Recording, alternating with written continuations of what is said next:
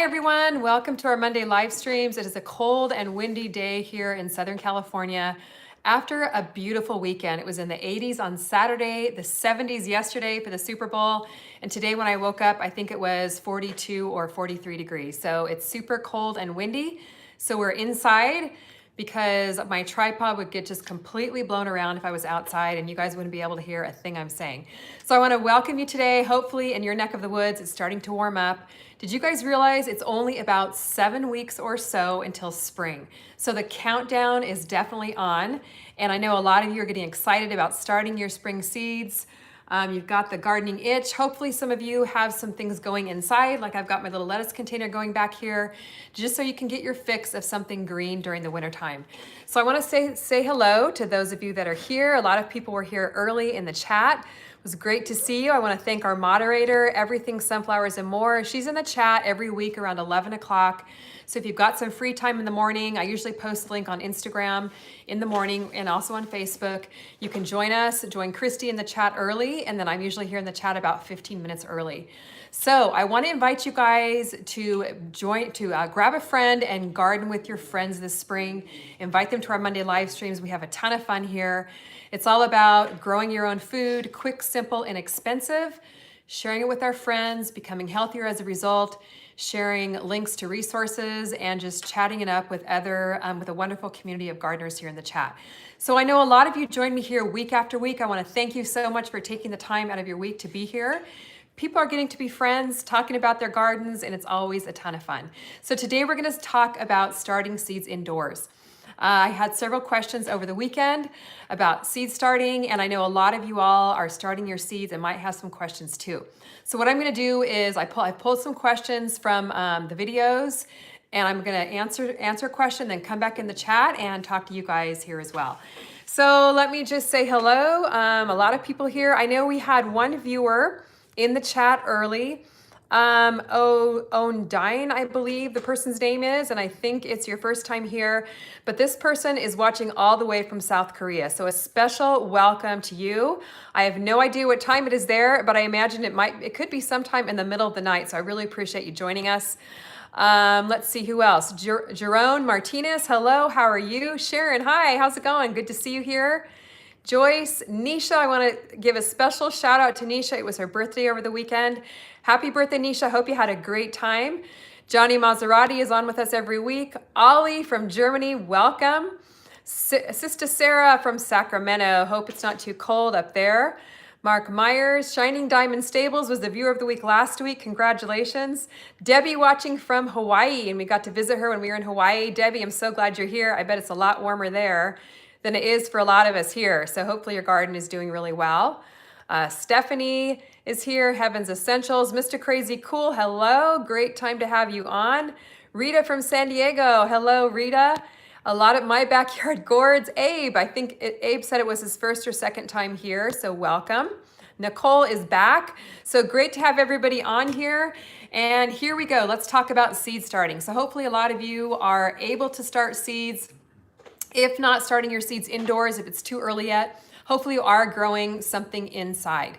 So a super easy way you can do that. If you've been on here for a while, you know I love to grow a little container of lettuce. I usually have one growing inside as well as outside. We can grow that here in Southern California. And you can also grow microgreens on your kitchen windows. You can go back and check out those videos if you want to grow something inside. So the first question I have, and this is one that I actually get a lot, is from Little Brown P. Question is, I spent today getting some garden beds ready outside. Well, a flower bed, but I would love to join this with everyone and use a small portion for a garden. I'm in zone 8A in Hampton, Virginia. Am I too late to start? I haven't ordered anything yet. I'm new at gardening and so excited to start. I retired at the end of December 2019 and have plenty of time on my hands now. Well, this is a great thing for you to spend your extra time doing, is growing some of your own food. And it just feels so good to get out there, to get your hands in the soil, and to really just have the joy of seeing you plant something, a tiny little seed. I mean, it's really a miracle. You plant one little seed, you're able to nurture it, watch it grow, and then harvest it. and eat it. It's so much fun. So I highly encourage you to get started. Now, the question I want to answer in this is, am I too late to start? And that's probably one of the most common questions I get asked is, when do I start my seeds? When do I start my garden? So a general rule of thumb is you can start seeds indoors about 6 to 8 weeks before your last frost date of the season. And you might be wondering, where do I find out my last frost date? What is the last frost date? The last frost date is a general time frame of when the last day that it frosts in your area.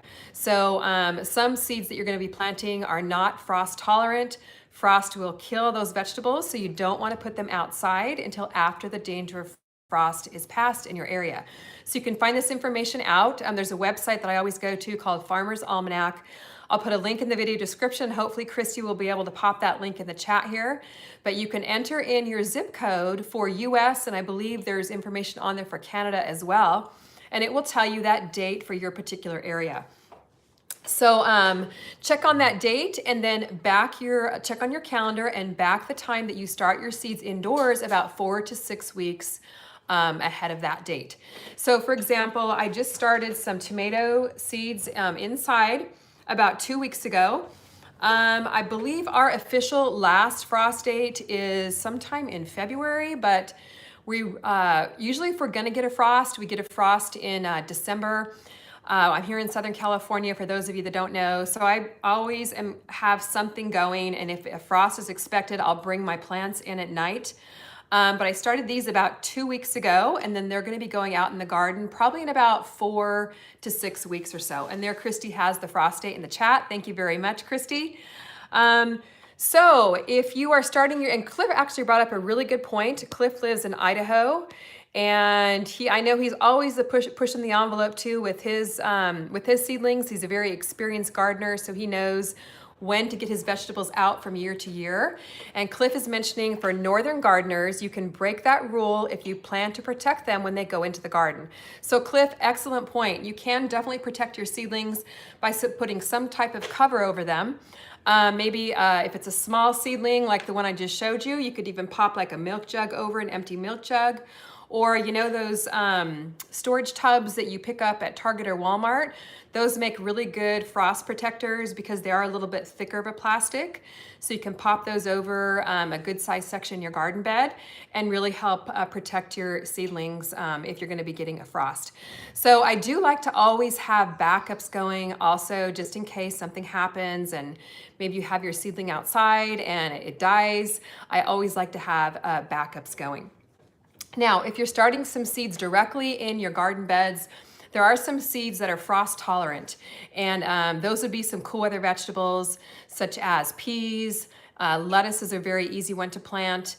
Broccoli, cauliflower, any of the cool weather vegetables that you would find in my fall garden seed collection will tolerate a light frost. And one of the soonest vegetables that can be planted as soon as your ground thaws a little bit, and you can work the soil's loosened up, is plant yourself some peas. They'll take a light frost, they'll germinate when they're ready to germinate, and they will do very, very well in the cooler temperatures of the spring. So we are going to be doing a video on seed starting in just a couple of weeks. Hopefully you're able to catch our video on Saturday, our spring garden preview. Our friend Joel, we're going to be helping him start his garden from seed. So you don't want to miss a single video. Go back and watch that preview. There'll be a link in the video description, and then make sure you subscribe and hit that bell so you're notified of every single video that we upload. The spring garden series, you guys, I'm telling you, it's going to be a ton of fun, so you don't want to miss it. And just to make sure that you are ready, you can grow along with me and grow along with Joel in the spring garden series by grabbing yourself one of my spring garden seed collections on my website, CaliKimGardenHome.com, and that way we can grow along together. And also we're going to be growing through, following right along with my book, Organic Gardening for Everyone. So we're going to be following the step-by-step instructions in here. so that you can have this out in your garden with you. We talk about seed starting in here, how to get easy grow lights set up, how to get drip irrigation set up, and how to get your seedlings planted out in your garden, even how to set up a very simple raised bed. So this will be a great garden manual for you to have, these two things, as you're growing your spring garden. So I really hope you'll grow along with me.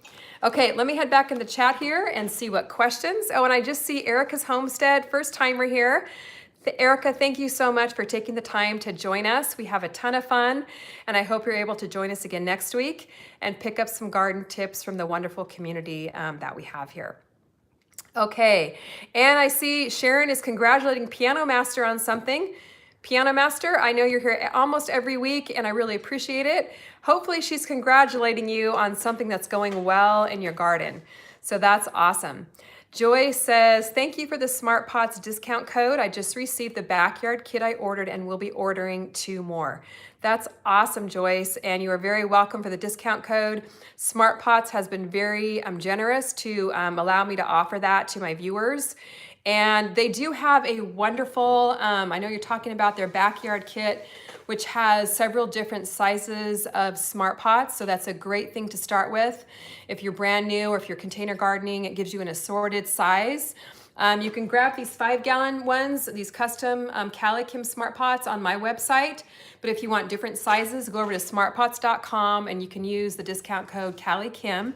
You get a 10% discount, and that way you can get your garden started for as inexpensively as possible. And Own Dine, this is the person from South Korea. Do you have a live stream every Sunday? No, we actually, well, it might be Sunday where you're at. We have a live stream every Monday here in Southern California at noon Pacific time. Most Mondays we stream, so share it with a friend, guys. And I'm so glad to have you on here today. Okay, Stephanie, great question about fertilizing your seedlings. Do you fertilize your seedlings? If so, when and what with? Okay, great question, Stephanie. And we're going to be answering more of these questions also as we go along through the Spring Garden series. I will be doing an entire video just on watering and fertilizing your seedlings, because a lot of people get tripped up there, end up over loving your seedlings by giving them too much water and too much fertilizer. I know I've done that many a time, so let me hear in the chat if you've ever done that as well. What I do for fertilizing is I use Vermistera worm tea. It's a very mild fertilizer, and also the Good Dirt plant food. And when you're fertilizing your seedlings, for example, I have a whole tray of these peat pellets right off to the side here. This is, again, about 2, maybe 3 weeks old. I think it's 2 weeks old, actually. And can you see here how there's 2 different types of leaves? There's the first little leaves that pop out when the seed first germinates. These are the little baby leaves. And then these leaves right here look like an actual tomato leaf. So whenever my seedlings develop their true leaves, which is the leaf that actually looks like a tomato leaf, is when I start fertilizing. So I always use my fertilizer at half strength. So just look at the directions on the back, and then you want to add extra water to it, so that's only half strength. And then what I do is I fertilize my seedling tray from the bottom, and you can see I've got a little tray here of seedlings. So I will put my water in the bottom of the tray right here, and then the seedlings, or the little pellets here, will soak up the water. Will just soak up the water, and then it makes them nice and moist, and they are ready to go. So you want to let your seedlings sit in the water, the fertilizer, until they've soaked up, and then make sure that you pour out the extracts. You don't want them sitting in water for too long. They don't, you don't want the roots to rot or anything like that. So I usually fertilize them about once a week or so, and that seems to work really well for the indoor seedlings. And then of course, once you get them outdoors, that's a whole different story. But again, if you haven't grabbed my book, I do have a whole chapter in here on watering and fertilizing. You definitely want to get that so that you have the step-by-step instructions right here to follow. You don't have to go and look it up on a video or wait for my live stream or wait for me to email you back a question. If you've emailed me something, you'll have everything right here in front of you, and it'll really help you be successful this garden season. Okay, Sandra, hi there. How are you today, Sandra? Question, if I have something that regrows and I want to plant something new, if I turn the soil, will it disturb the plants that regrow? Okay, I'm not too sure I understand your question, Sandra. Are you talking about like out in your garden bed or in a container where you might have some seeds? I can think of an example, like a lot of my nasturtium seeds drop in my garden bed and then reseed from year to year. Is that what you're talking about? If that's the case, as long as your whatever it is you're wanting to regrow hasn't sprouted yet, you can go ahead and plant your new plant in that spot. But I would just be careful not to disturb the soil too much. Maybe just make a small little hole for your new plant. And then that way if the seed under the soil is starting any action or anything, it won't disturb it too much. So hopefully that's what you're asking, Stephanie. Or Sandra, I'm sorry. I think that was Sandra that asked that question. Okay, let's see here. One more question and then I'll go back to my seed starting tips here. Okay, Tamika, my soil is super rocky, so I plant everything in containers. What is the name of the drip irrigation system you use? Okay, yes, highly recommend a drip irrigation system for containers. It so will help you, number one, save water, number two, save time, but also it's gonna help your plants be a lot healthier. So the name of the system I use is called Dig. It's a raised bed kit made by Dig, and actually I already have a link in the video description. Make sure that you guys do check the video descriptions when you see me use products in videos, because I do try and link up everything either through an Amazon link or through my website, just to make sure that you have the information, the access to products that really work. So that link should already be in that video description, and I believe it's an Amazon link, so you can grab that. It's a whole raised bed drip irrigation kit, but it actually works perfectly for containers. It's the same supplies as you would use in containers. And then you want to go back and check my video on how to install drip irrigation in containers. It's really not as difficult as you might think. And once you do it one time, I know Nisha's on here and she just recently installed drip in her containers, I think last spring. Once you dig in and do it, and Nisha, tell me what you think about this, it's really not near as bad as you thought. And the next time you do it, it's gonna be an absolute breeze. So make sure too that when you're installing drip in your containers, you put it on a separate system than you have your raised beds or your garden beds on, because containers are gonna need watering and fertilizing more often. So go back and check those videos. I have a whole playlist on drip irrigation, and you'll have all the information you need in them. Or I have a whole section on it in my book as well, so you can follow along with it step by step.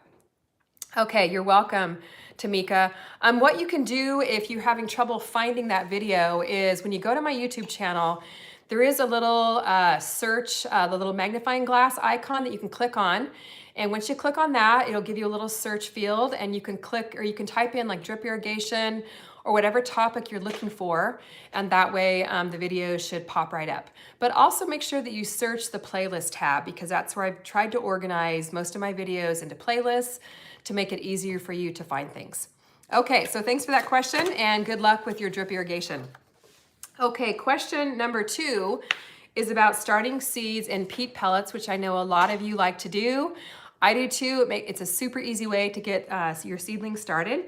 So let me read you the question, and then I'll show you some of my peat pellets here.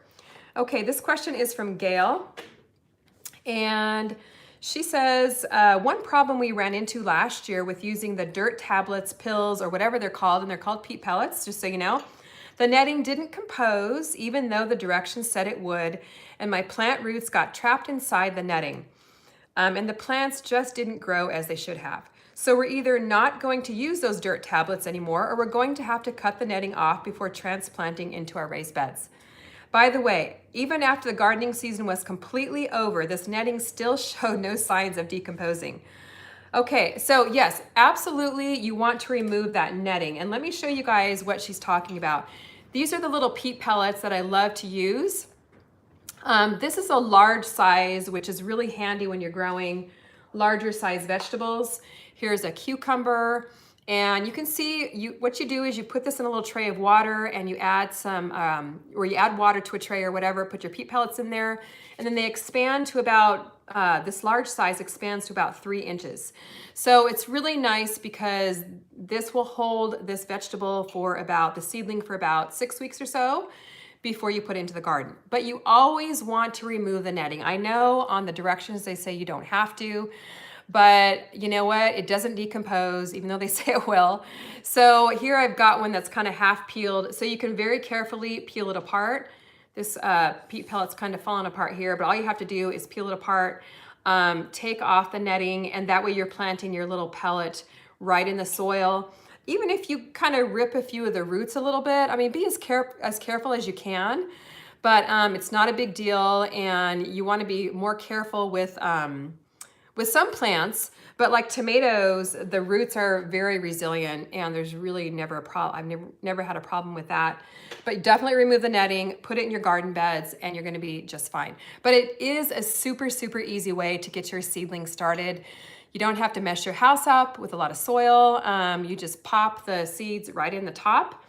And then once they germinate, you can have them inside, grow them indoors without a lot of mess, and then pop them out in your garden whenever the weather is right for it.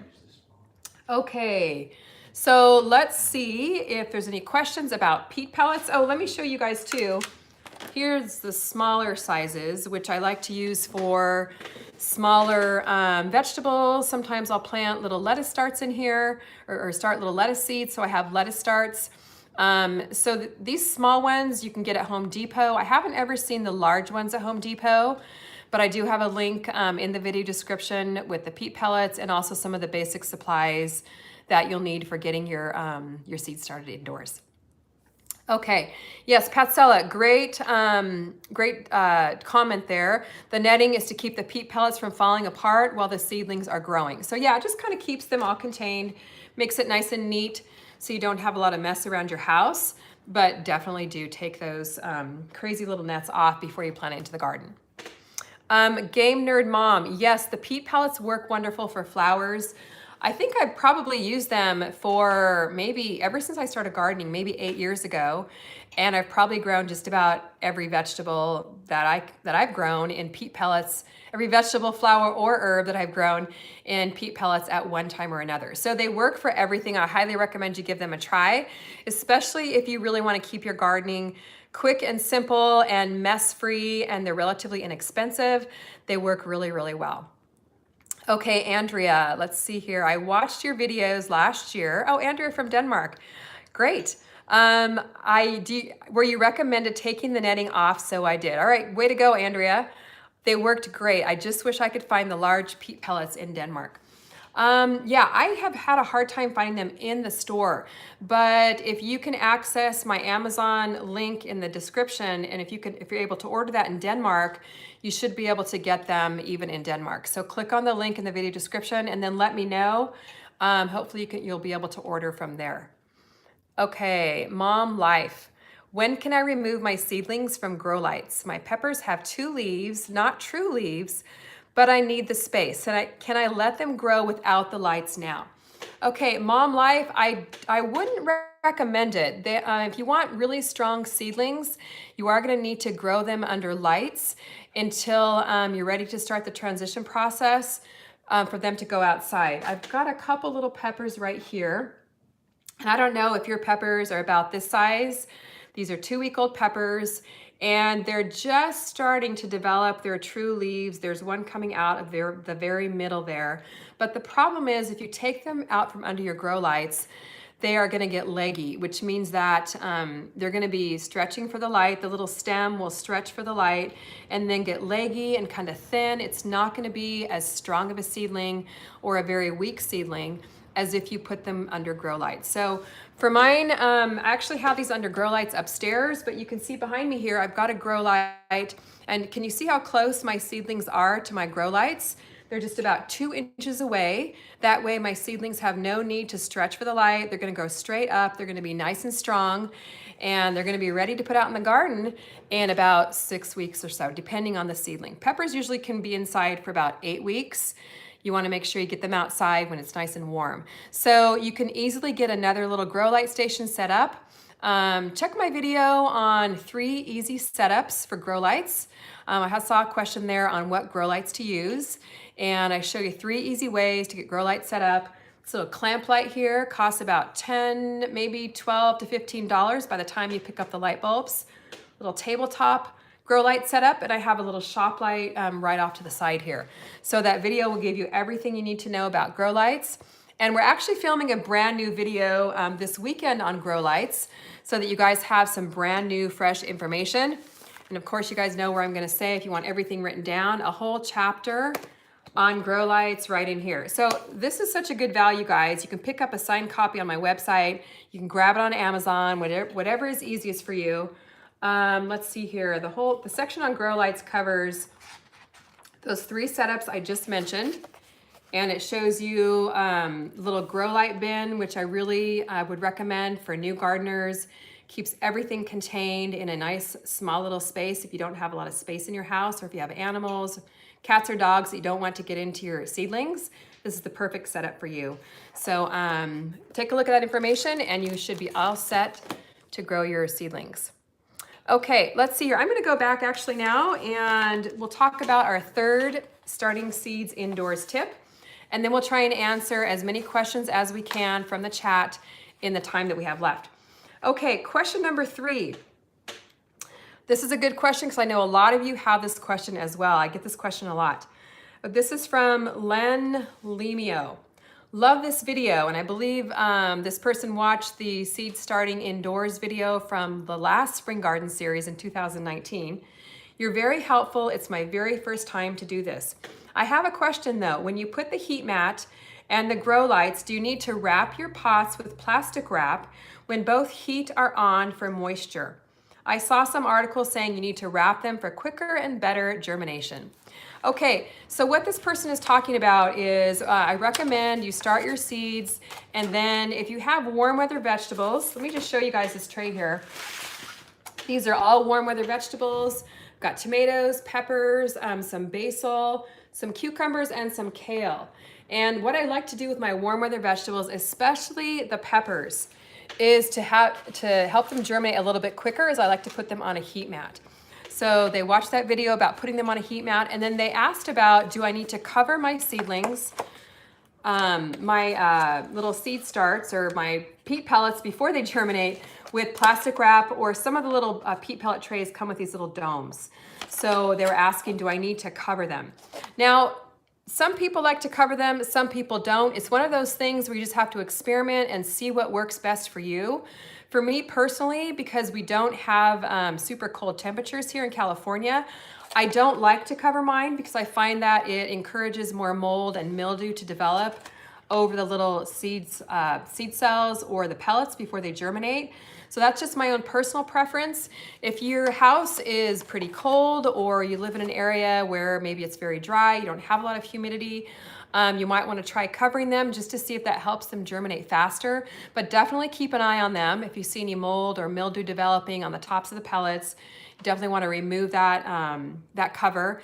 And also, as soon as the seedlings germinate, take the cover off. You want your seedlings to be able to be as close as possible to the light, not have to stretch through the cover in order to get the light that they need. So I always like to say experiment, experiment, experiment, see what works best for you, and then learn from your mistakes. No failures, only learning experiences. So hopefully that'll help you guys. But share in the chat here what experiences you've had with covering your seedlings, and we can all learn from each other. So Patsella is saying she doesn't cover her seedlings with those domes or plastic. Okay, great, Patsella. Thank you so much for that.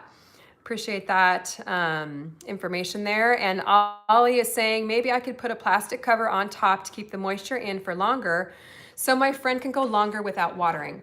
If you're gonna be out of town and maybe you have a friend watching things for you, you also wanna make sure that you tell him or her as soon as the seeds germinate to take that cover off. So again, Ollie, just experiment, see what works best for you, and realize that we all have seedlings that die at one point or another, and it's just part of gardening.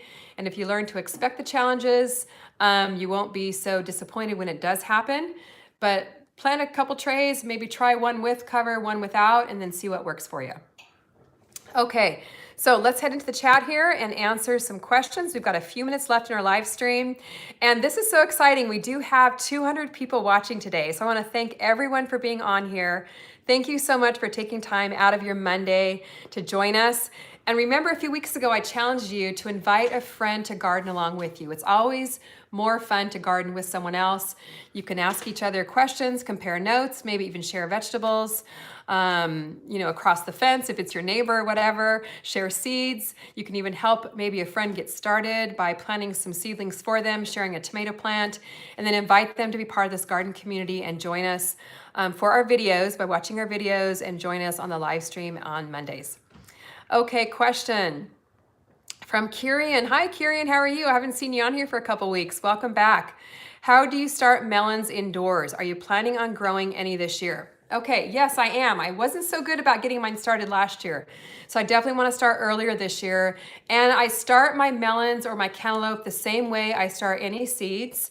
They will look, let me show you the cucumbers that are starting. They will grow very, very quickly. Nicole, thank you so much. Nicole just super chatted $1.99. Nicole, I really appreciate it. I appreciate your faithfulness to be here week after week, all your support, your email questions. So really, really appreciate your support. Thank you so much.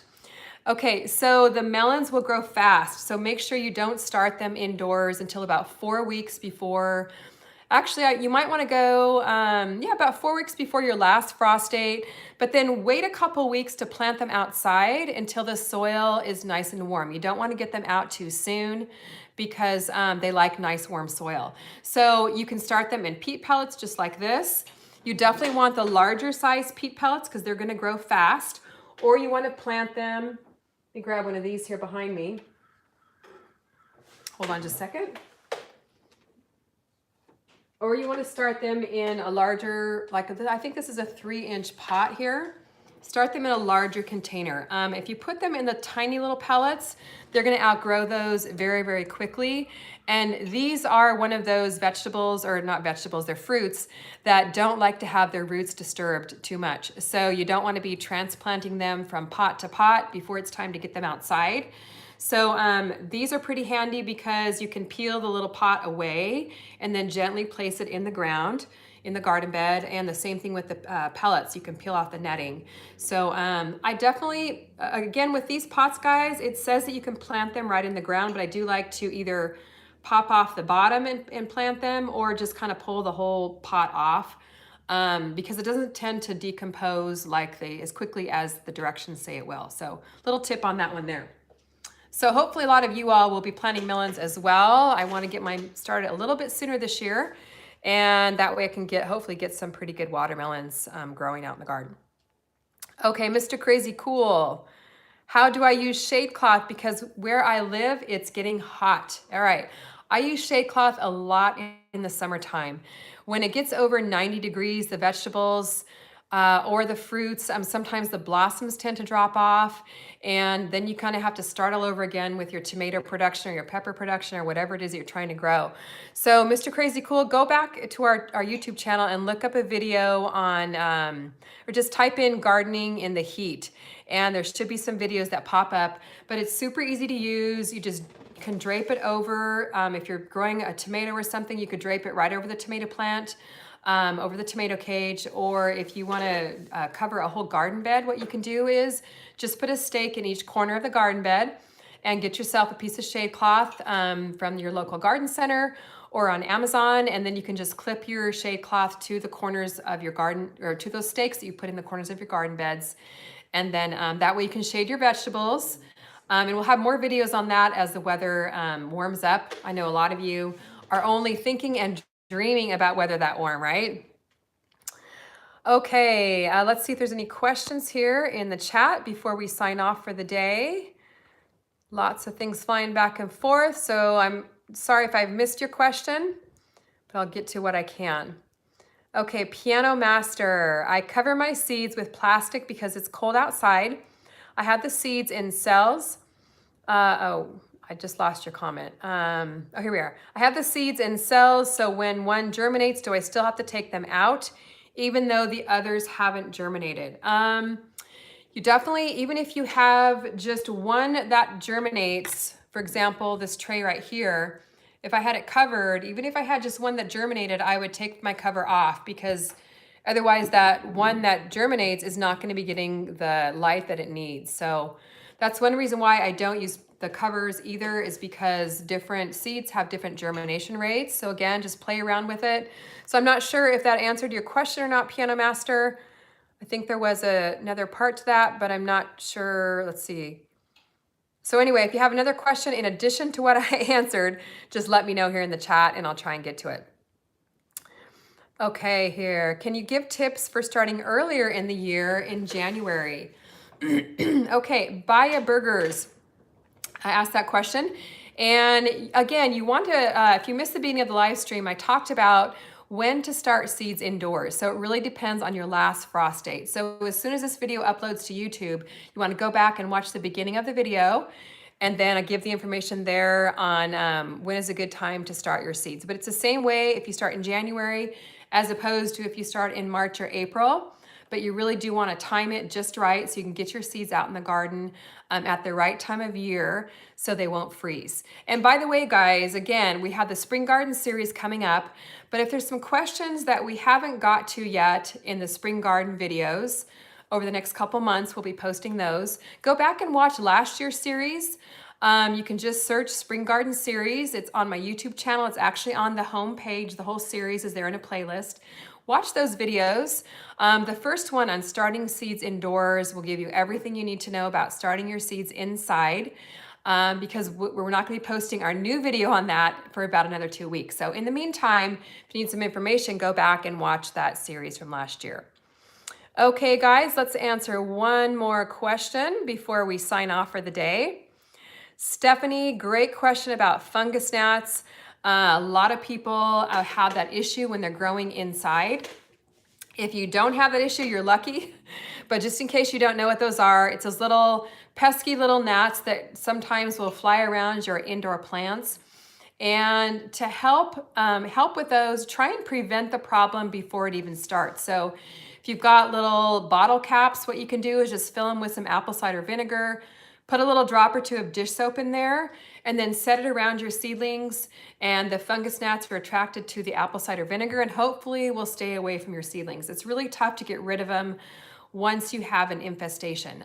Some people like to sprinkle cinnamon on top of their little seed cups when they plant their seedlings to help with the fungus gnats. And some people, I've used neem oil before with a lot of success to get rid of them.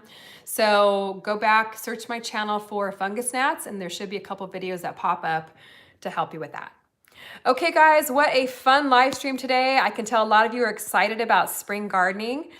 Make sure you stick with us here. We got plenty of sunshine on the way for you here from Southern California to warm you up. I know a lot of people in the north are telling me lots of snow, lots of cold. Lots of rain. So stick with us here. We'll send some sunny Southern California sunshine your way. And stay tuned for our video this weekend on grow lights. And come back and join me next Monday at noon Pacific time for our live stream. All right, guys, have a great week. We'll see you later. Bye-bye.